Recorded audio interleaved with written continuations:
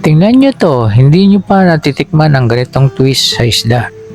At may malusog na steam saluyot sa ibabaw, amoy pa lang, panalo na.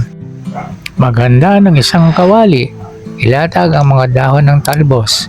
Ganito magluto pag seryoso ka sa ulam. Ilatag ang mga dahon ng talbos sa kawali. Dito pa lang, alam mong lutong bahay na to.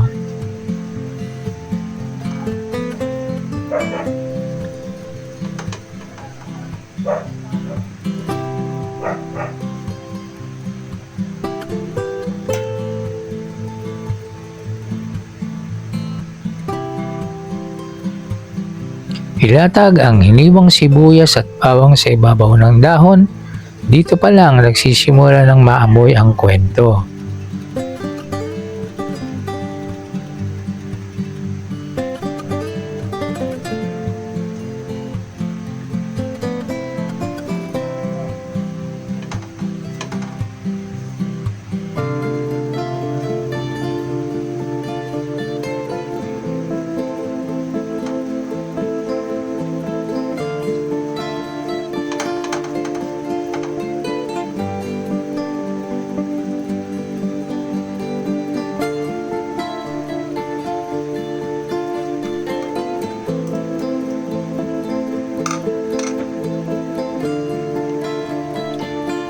Isalansan ng maayos ang isda sa kawali. Dito kailangan ng tiyaga, hindi lahat pwedeng minamadali.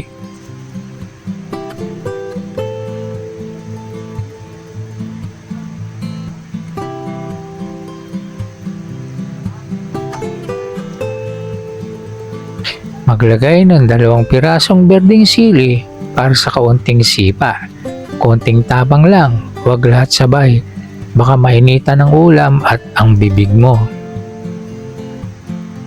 Lagyan ng soup stock sa pamamagitan ng 1 bouillon cube sa tubig. Parang magic lang. 1 cube at biglang buhay ang sabaw.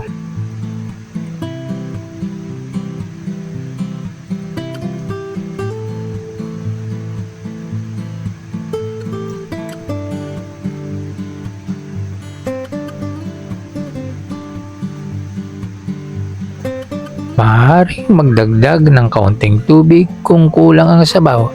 Parang sa buhay, paminsan-minsan kailangan lang ng dagdag na likido para smooth ang flow.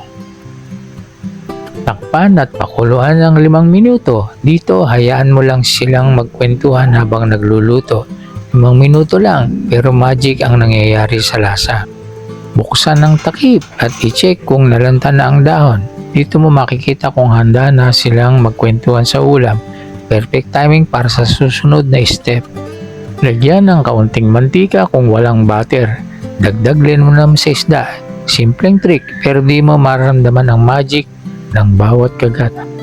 Tikman ang lasa. Okay na to.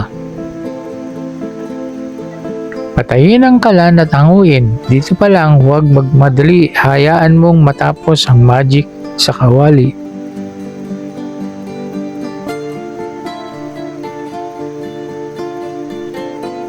Ito na ang aking pinaasim na hiwas at saluyot.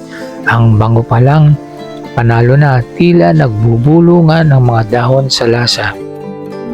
Kung nagustuhan ninyo ang video ko, mag-like at mag-subscribe sa aking channel para sa susunod mas marami pang lutong may kwento ang hatid ko sa inyo.